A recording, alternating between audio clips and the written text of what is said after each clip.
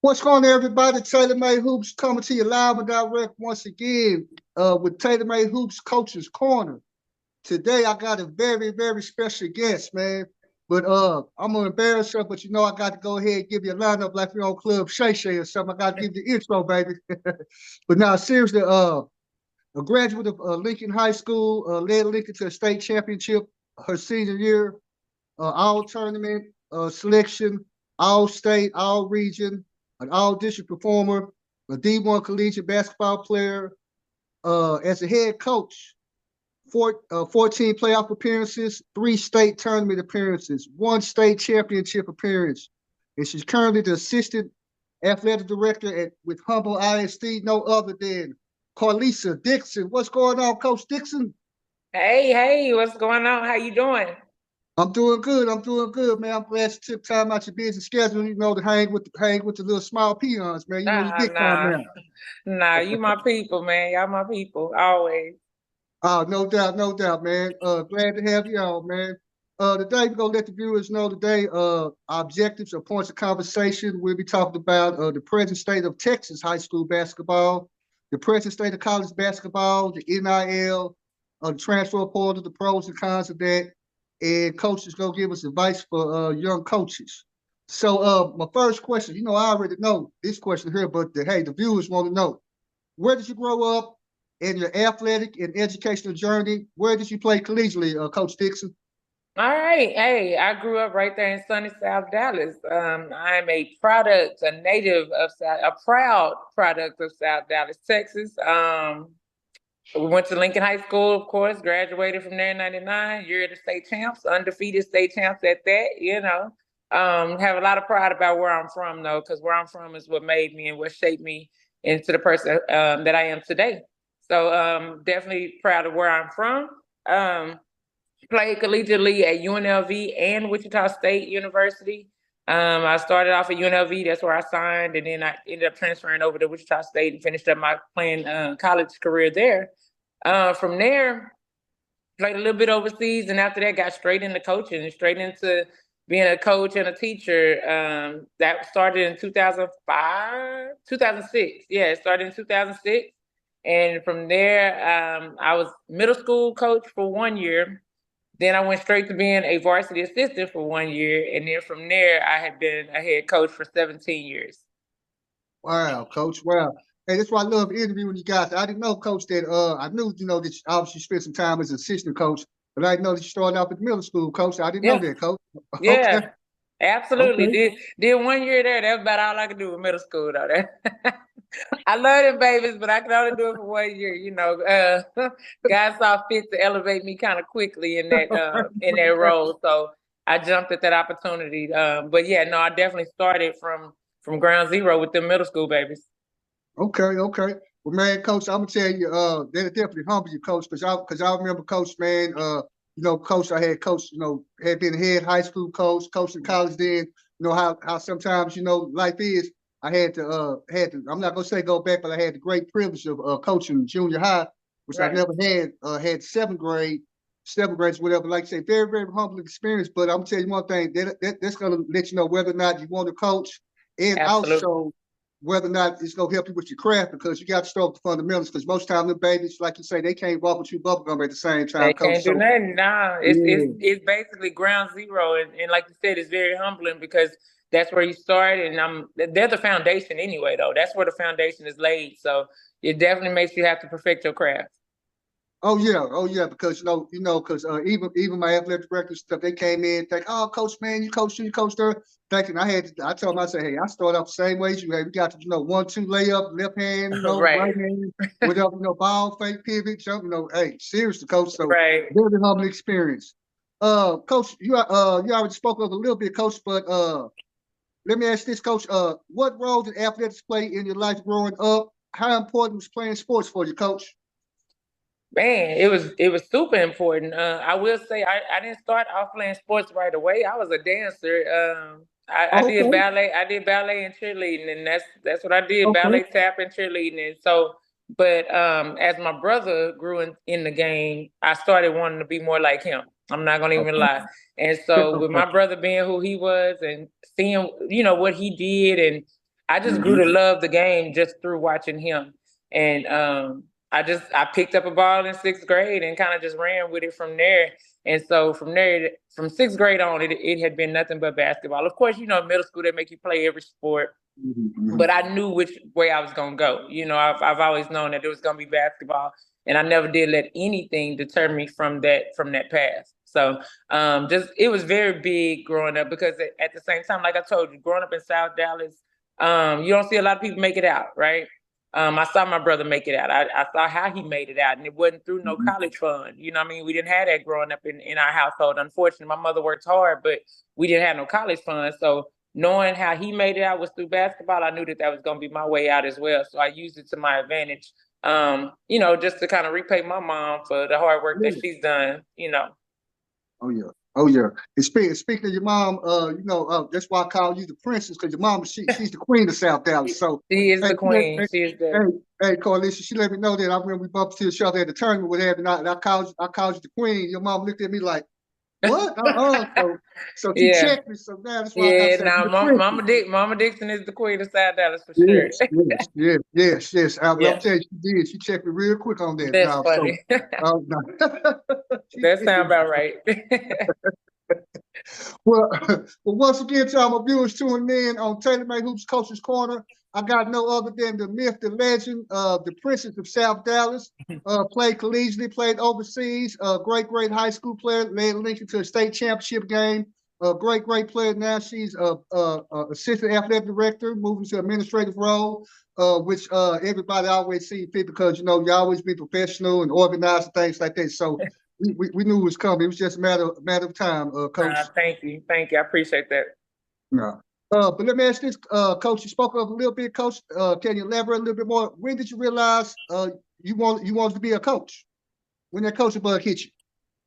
So when I came back home from overseas, I started just volunteering and coaching with an AAU team or AAU program. Okay. My plans were to go right back overseas after that season was over with and get my ACL repaired. And once I got into it, I realized I love it. I love this, and I wanted to get my ACL fixed and had to get that fixed. Then I had my daughter. And so just after having my daughter and getting my ACL repaired, so that's 2 years you taking off right there. Yeah. And just in that 2-year span, I really realized what my calling was. I knew I go back and say this. When I tore my ACL, I questioned God. I really did, because I've gotten injured and all that. I've gotten hurt before, but I've never been injured like that with a major injury. And so I questioned God and just was wondering, why would you let me make it all the way to professionally overseas and now this happened, right?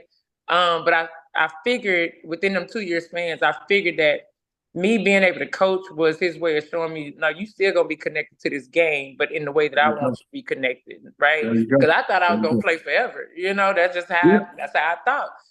But it was a way for me to be able to serve others and stay connected and still have my passion, right? And so I just I accepted that calling. And again, once I dove into it, I never looked back. I loved everything about it, the highs, the lows, the headaches. I loved everything that came with that. So, because I remember being that kid, and I know I had great influences around me as far as coaches. I just wanted to be that to somebody else. But man, it's funny that you said this, that it's a calling, being a servant. That's what I think keeps you humble, makes you, the person that you're, Coach Dixon, because you understand that. And I even tell my students now, unfortunately, hey, we're not big time yet, so I still got to, work and teach. But I teach actually at the alternative center with with those kids. But the thing is, as you well know, most of the kids, good kids, just made bad decision, bad choice, what have you. But one of the things I always preach to them is that, hey, they always tell me, they say, well, Coach Taylor, they say, you just always, just real, nice and professional, what have you, with us, whatever. I said, well, I treat y'all like you're a human being, because I'm always like Mr. Thomas, Mr. Jenkins, what have you. I say, because, you're a person, I respect you, but I tell them at the end of the day, I say, I'm here to help you. I'm here to serve you. That's what it is. When you realize that, hey, I'm there for you. It ain't the other way around, then, things, people, students, even your coworkers, they see that. They're like, okay, so no doubt about that, Coach. It's a calling. No doubt. Yeah, it is a calling. It definitely is. Yep. No, it's a calling. Yeah. Well, Coach, let me ask you this. you spoke on a little bit, but how many years did you coach, and where did you coach at, Coach Dixon, in your coaching career? Man, so 17 years coaching total. Whoa. Like I said, I started off at Workman Junior High, which is in Arlington. Then I went straight to North Crowley as a varsity assistant there. And then from there, I got my first head job at Easton Hills High School, East Side High in Fort Worth. That's where it all started right there for me. And that was very humbling for me because getting my first head coaching job, I thought I was about to win state. I ain't gonna lie to Oh you yeah. because Oh that's yeah. my mindset, right? Oh From yeah. where I'm Oh from, yeah. Oh and yeah. that's what we do, right? That's what And you do. so Yeah. Yeah. I didn't realize how much, hey, there's a lot of teaching that has to be had there. So when you don't have those players, but you turn them girls you make them believe. That's what it Yeah. starts with. It starts with a Mhm, belief, mhm, and you mhm, get kids to mhm, buy in. And from mhm. there, we definitely improved every season. And I realized at that moment is where I realized like state it should be a goal, right? But it shouldn't be the goal, like the all in Yeah. all. Yeah. It shouldn't be. Are you getting better? Are you improving every year? Are your kids growing on and off the floor? And so I learned that at Easton Hills. I had to take a step back out of my own Okay. self and be like, Yeah. okay, what does success look like for them? I know what it looked Yes. like for me, Yeah. state Yeah. championship, but for them, we're not there yet. So what does success look like? So I had to learn that at Easton Hills. So again, that was just a very humbling experience for me. But from there, I went to Lakeview Centennial for 2 years, and then I came home to my alma mater, the Lincoln High School. Was there for 4 years and then moved on to John Tyler. And from John Tyler, I ended up in Houston at Summer Creek High School, where we made tremendous history and put Summer Creek on the map. Oh yeah, no doubt. You definitely did that, Coach. You definitely did that. They knew what they was doing when they hired you, Coach. They hired a winner, baby. They knew what they was doing. Hey, listen, I'm very appreciative of the opportunity to come down here, though. Seriously. No, no doubt, no doubt. And I know, Coach, like you said, you're very humble, but I know you help a lot of people because you help out people, like you say, that you consider family. You look out for people. So most definitely, Coach, that's what it's all about. But That's it. but Coach, it's funny that you said that you sometimes you got to be smart enough as a coach to understand the environment where you're at to sometimes reevaluate maybe your goals. But what you were saying is that you had your own personal goals, what you thought Right. success was like. But at that particular school, you never know. Maybe winning 10 games was success. Maybe Exactly. you get what I'm saying, Coach? Maybe Yeah. bringing up the participation rate in your There program, you go. was There a you success. go. So, Yeah. it's funny that you said that you realized that as a young coach that, hey, it ain't always about winning state championships, district championships, getting kids in college. It ain't about that. Yep. Maybe It's not. it's about graduating kids, or maybe it's There you about being go. that role model, for That's some young it. ladies. Everybody's success looks different. I Yeah, know, like I said, I know state should always be the goal, right? But yeah, it can't be yeah. the only goal. It can't be the goal. You got to see where you are, see where your kids are. What does success look like for them? So that again, I had to take a step out of my body and I had to humble myself a little bit. And but yeah. But I wouldn't trade my experience at Eastern Hills for nothing in the world. I really wouldn't. Okay.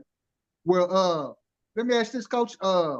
Who influenced you as a coach and as a leader? Because I know now you're in a leadership role. So who experienced you as a coach and as a leader, Coach? Who's some of the people? Man, I will say Coach Michael Inslee first. Okay. And I have several, right? I got several coaches who really influenced me. My coach Inslee, who coached me at Lincoln High School, he just taught me about pride, right? He taught me Mm-hmm. about pride, and I, after my freshman year at Lincoln, I don't even know if you know this, but I transferred to Bishop Lynch. Yep. Just had to go get my head right a little bit. I need to go to private school and get myself together. Then I came on back. But at Bishop Lynch, I was fortunate enough to be part of the basketball. That's a distinguished basketball program over there with legendary coach Andy Zillman. I think my year we won our number when we won state. We were 10 in a row. It was 10 in a row. Yeah. So I mean, it's a big time program over there. So, but what I learned from Andy Zillman was discipline, right? Okay. And it was just, I mean, I had discipline in Lincoln, but Yeah. But Coach Inslee taught me about pride. Mm-hmm. Coach Zillman at Bishop Lynch taught me about discipline. Coach Hardcastle, she was the coach at Lincoln before Coach Inslee came. Mm-hmm. She taught me about style and grace on the sideline. She really did. And people might think that's kind of, why does that matter? It matters because, again, you have young girls who are looking up to you in all aspects, not just looking at you for X's and O's. They want to model how you carry yourself, right? And this lady was so graceful, but she was a dog on them sidelines, right?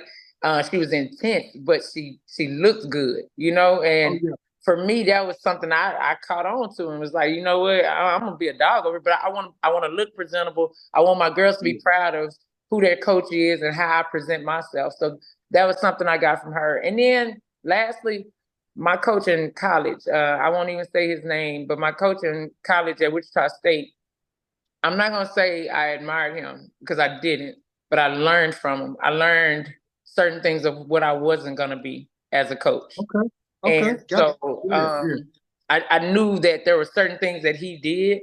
That's that I'll never treat my players that way, you know? So I thank God for that time because again, it was something that I learned out of it, right? So those four people, those four coaches right there are people who I really, really learned from and who gave me some inspiration. Oh yeah, and hey, I'm sharing the story because you know Coach Hardcastle and the Lincoln program, especially during that time, Coach Shay, y'all were the program. I'm not just saying y'all were the program. So, but I heard the stories about how Coach Hardcastle didn't place used to make y'all dress up on game days, wear those stockings. You got to wear stockings. You had to wear them stockings. You had to wear them shoes. You coming up without them stockings, it was a problem. You had to wear them stockings and dress up on game days. So absolutely.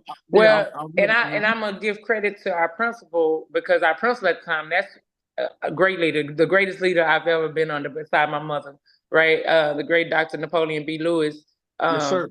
We had to wear stockings or socks to school every day. Like it was not even an option. If you didn't, you get sent home. And so just learning how he led and how he taught us about having pride from where you're from and how to present yourself to people and how to be able to operate in any room you walk in. His leadership really, I really cling to his leadership in that aspect. Oh yeah, man. Hey, that's legendary there, boy. I didn't know Lincoln, but I heard about Dr. Lewis. He didn't play. Absolutely. Nah, he didn't. He did not play. But a great leader and a great man. Oh yeah. But once again, as you can tell, man, I'm having a great time with my South Dallas homegirl, Coach Carlesa Dixon on TaylorMade Hoops Coach's Corner. We're just hanging out, talking a little bit basketball, getting a little background on her. I know a lot about it, but I just thought it was just so great to get it on here, get a different perspective. Because some people always say that, hey, you know, that sometimes people are a little biased and what have you. So I want to get females, males. I also had Coach Stephanie Cooper, head coach of the University of Virgin Islands on, just to give a different perspective. And I always get your perspective, Coach, no matter what. Let me ask this, Coach. I know you talked about 17 years of coaching, and I know I missed some things about being on the sidelines or what have you, but what do you miss the most about not coaching? Man, I just miss the direct impact that you have on a kid every single day. Like you get to pour directly into kids every single day. And that is something that I truly miss. I miss that part because, you know, when you're in administration, you're in an office building now, you around adults every day, right? Which is cool, but you're more influential on coaches now versus directly the kids, you know. So the way that I influence and I serve my coaches, yes, it will have an impact. It'll trickle down to the kids, but there's nothing like having that direct impact on a kid that you see every single day and you get to pour into them about whatever, whether it's on the court, off the court, classroom, life. That's the part I miss the most. Oh yeah. And Coach, to be honest, I think so too. Not to steal your words or whatever, piggyback on what you said, but that's the part I miss too. Just the hanging out, you know, with the team, you know, like you say, just building those bonds, those moments, those relationships with those kids, those lifelong relationships, you know, that you can talk about it, laugh about it, whatever. That's more important than the X and O's, you know, because right. But it's funny you said that, Coach, man, because I want people to understand is that every coach I had on here, no matter college coach, high school coach, athletic director, like yourself, Coach, everybody, when they talk about coaching, they hardly ever talk about the X and O's. Every coach always talks about the relationships, you know, different stuff, you know, work ethic, you know, things like that, communication, very rarely. So I always, you know, want these youngsters to know that it's good that you can hoop, you know, or whatever. That's good because, hey, you need, you know, we got to have that, like say, you know, but it's also good to understand that, hey, it's more than just that, you know. That's right. It's more than just that, man. and Right. hopefully, hopefully they realize that. Right. Well, let me ask this, Coach. How has your experience as a college athlete and also a professional athlete and head coach help you in your current position, Coach? You know, for me, it was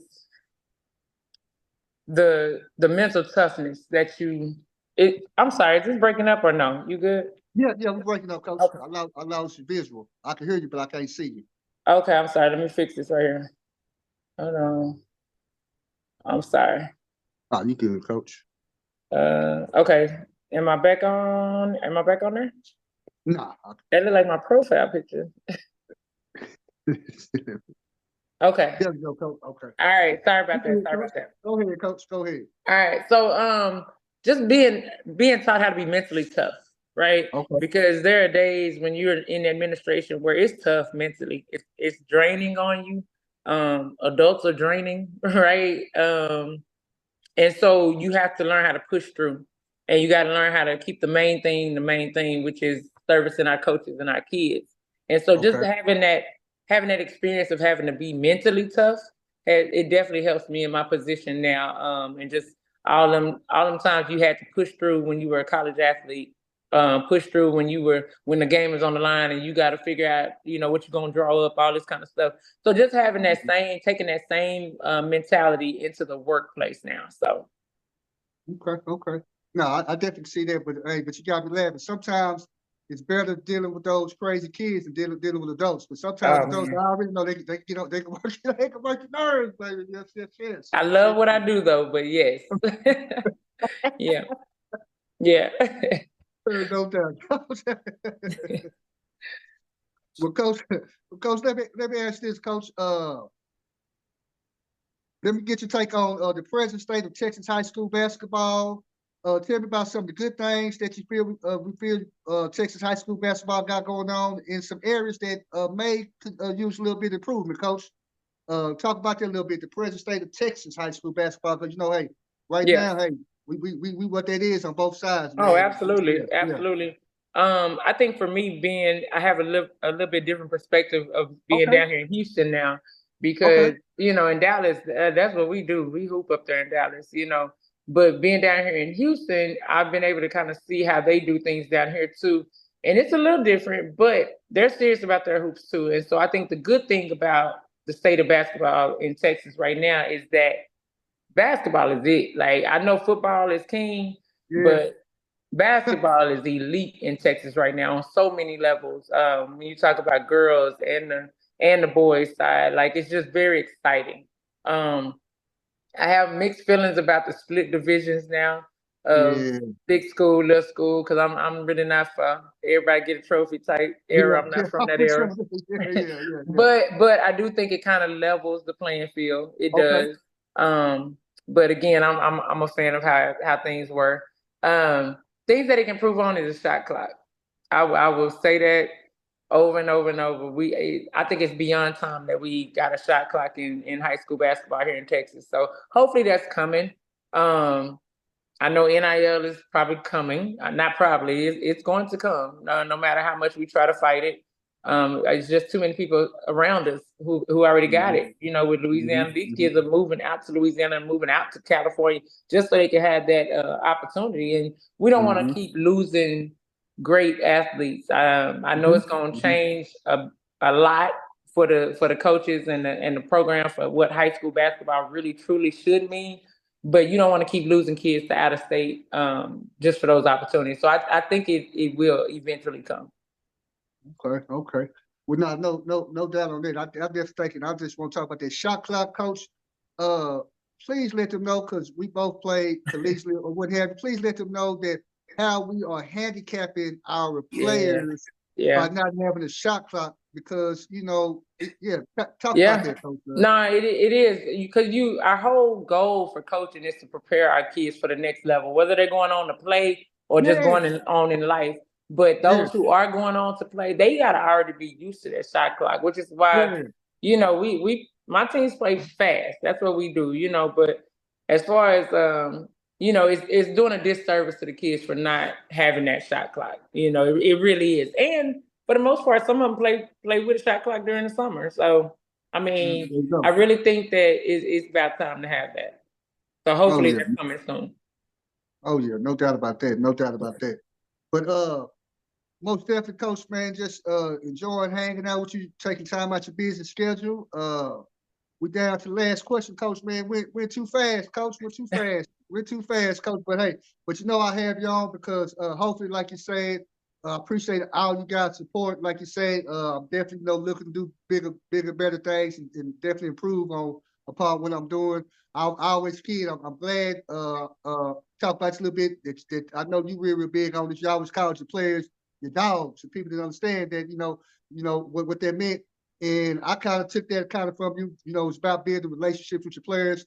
And fortunately, I had some of my former players I was able to interview here, there, a lot they successful, in business, things like that. So I'll be giving some sponsorship because they're like, Coach, we got you, Coach.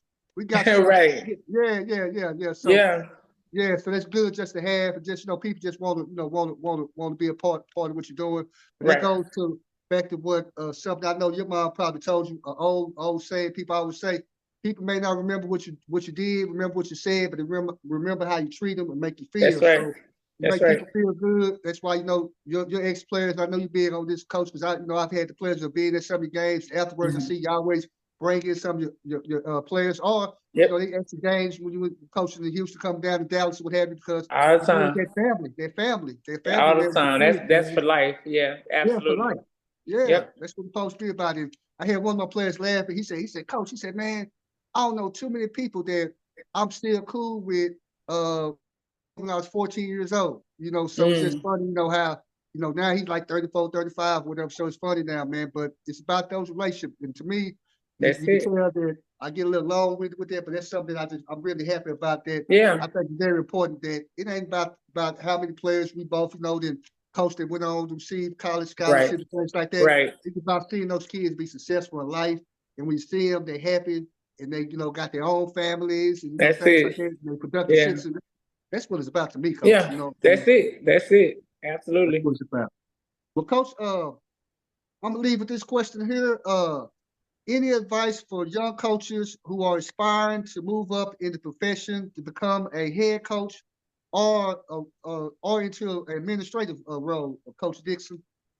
Yeah. Definitely. Definitely got some advice for them. Okay. I think the first thing is kind of what we talked about earlier.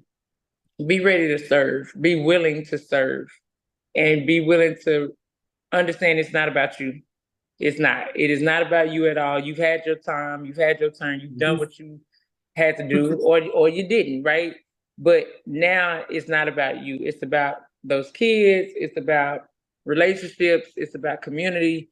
It's about building something special. And so I think people have to understand you're serving. You're in this. You're in this, or you should be in this to serve others.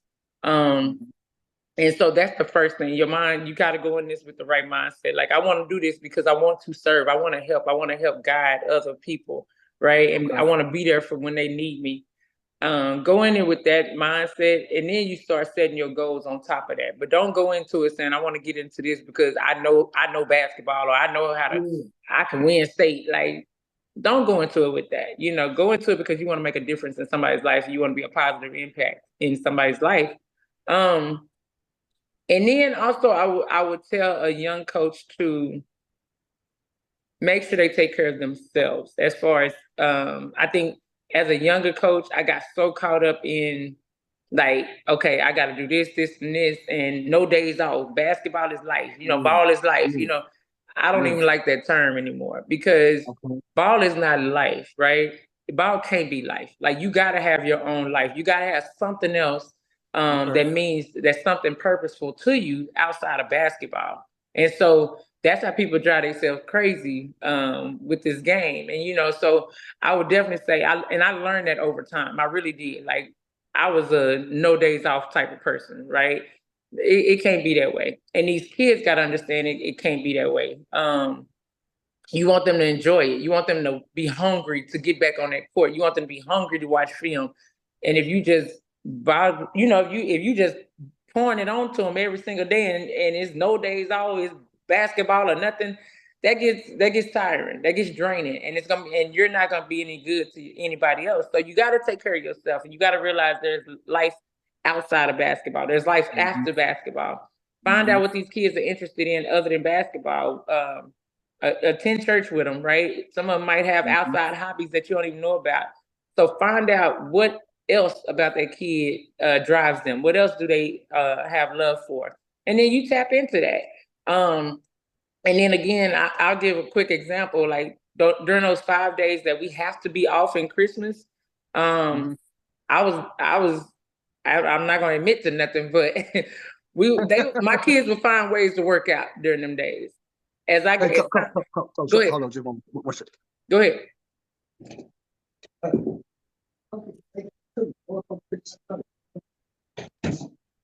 Go ahead, Coach. Okay. Can you see me? No. Yeah, I can see. We good, Coach. We good. Okay. All right. So during those 5 days, we would try to figure out how they're gonna work out.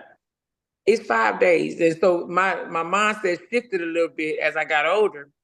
If what you have been doing up until then, if they gonna lose that in 5 days, you ain't been doing nothing. You ain't been doing nothing. Okay. Let them babies enjoy their 5 days. More importantly, you enjoy your 5 days, right? Like, it's okay. You've been grinding all summer. You've been grinding all preseason. Again, if they lose what you done taught them in 5 days, you wasn't working out hard in the first place. So again, take time for yourself. And like I said, I didn't learn that till later. During them 5 days, I would take a trip. I really would. I'm telling my girls, I know y'all gonna probably come back out of shape, but we're gonna run and get back in shape. We good, you know. And again, it keeps them hungry. So I would definitely say that. Take care of yourself, right? So be of service, find other interests, and take care of yourself mentally, like so you can be 100% for those kids. And the journey to being a head coach to an admin, just make sure that you are ready, for what that comes with. And again, you got to come ready to be able to detach from kids. And I don't think you're ever really ready, but if the opportunity is there and it's a great opportunity for you, then you take it. You take it because those opportunities don't come around often. So I would say that's probably my advice to everybody. Well, you know what? That was some great advice, and I never heard the part about what you said that as a coach and as a player, have other interests. It can't be ball's life and coach. Oh my God, coach, let me tell you something. I don't know, but seriously, I was just like you. I don't know if it come from just a old school mentality of the mentors or mentorees that we had, where they tell us that you got to work hard, it's the grind, where they took pride in that, or to be honest, they would make you feel bad if you wasn't in the gym or you're not working, not grinding. Hey, what's going on, what have you. So it's just funny that you said that I was the same way as a young coach that, I messed around and lost relationships, personal relationships, stuff like that, because, I didn't want to take no days off. It was like, hey, if you didn't like basketball or really like basketball, you couldn't date me. So that's what I was doing. All the time, what have you, or if one day, like you say, I was doing something with those kids. So if those kids are back, so it's funny you said that. But as I got older, I guess I didn't feel as guilty. I guess where I say, hey, I got to take time off for myself, because if I didn't, I probably would have burned myself out. Yeah, absolutely. And to be honest, Coach, that's one of the reasons why I did I didn't know it was going to be this long, but step away, from coaching, because like you say, amongst the other things, but that was one of the things where I said, man, I've been doing this just so all day, 7 days a week, 365 days for, it burn 15, you out. 20 years. Yeah. So, it burn you out. Yeah, it does, man. So that's a great point that you brought up. And also too, find other interests that the kids have, and don't make them have to be a workaholic. Like you said, make the kid understand that it's more to life than that. Because at the end of the day, Coach, that's helping the kid do. Help them be a more well-rounded person later on in life. What have you, where they say, hey, there's nothing wrong with, hey, I'm putting my time into the gym, whatever. Yeah. But also too, I'm gonna learn how to prioritize my time. I can make time for other things. There you go. Helps them with scheduling and things like that. So yeah, that's Coach, it right there. That is it right there. No doubt. Yep. Well, Coach, man, I hate, man, I didn't get a chance to see my main man Deuce tell her I said that the queen of the South. I didn't get a chance to see them. I would But tell. I would tell. Dude's running around here somewhere. oh, I'm surprised he ain't even ran through here yet. But yeah, he oh running around here man, somewhere. man. Now, I love how, man, how you share, man, let us a little bit in your life with old Deuce. Old Deuce is something else, man. That Yeah, boy's yeah. something else, Dude's man. special, man. He gonna be something special. Oh no, he already special. He already special, Absolutely. young man. No doubt about that. Well, Coach, I'm not gonna hold you up. Hey, it's been a pleasure, Coach. Everybody, once again, on TaylorMade Hoops Coach's Corner, I had Coach. She's still Coach. Coach Always. Carlesa Dixon, Yeah. current assistant athletic director. Speaking Hey, of, Duke, what's up, man? What's up, man? What's going on, baby? Okay, go. All right. Hey, but like I was telling viewers, Coach Dixon, assistant athletic director, Humble ISD, former, she knows she gonna get on if I don't mention this, former Lincoln great. Hey. Jersey need to be retired, man. They be tripping over there, man. Yeah, they be tripping, man. It's not a lot of them need to be retired over there, man. I ain't worried about But yeah, but you know it's all good, Coach. But Yeah. hey, we know that you represent, and she gave us some great advice today. And I think what we can take from Coach Dixon today is that, hey, be ready to serve. If you get into coaching, whether you're getting to be a head coach, assistant coach, or start out like her, junior high coach, go in with that mind frame that, hey, I ain't coming in, I ain't the world's greatest coach. I'll Right. come in, be humble, and understand what it's about. Understand what it's about, Right. Coach. Well, Coach, man, I got to ask you this. I always do everybody like this. Go ahead and let everybody know who interviewed you today, Coach. Oh, TaylorMade hoops. What you mean? All right. Yeah. Well, Coach, man, hey, I appreciate everything. Hey, make sure, man, you tell me. I know you probably get to see it more than me. Tell my boy, Coach Damon Mobley. I said, what's up, man? I will. I didn't get him not too I long ago, man. I But will. I'm gonna see him this weekend, so I I'll definitely know you tell him. will. Hey, tell him his boy said, what's up, man? Hey, matter of fact, we man, that's my boy. Our birthday on the same day, man. September Okay. 15th, Virgo's in the house, baby. Yes. That's my There you boy. go. That's my boy, man. Hey, Coach, love you, Coach. I mean that. I really do love you, Coach. Love what you're doing. You know you're my girl. I appreciate your support, Coach. Always. Anything you need, you know I got you, Coach. You know I got you. Thank you, and I love you too. I appreciate this opportunity. Oh, no doubt, Coach. Hey, I'll talk to death, so I'm gonna let you go, Coach. We gotta go to work in the morning, Coach. Have a good one, Coach. All right. Thank you. All right, Coach. Thank you. Bye-bye.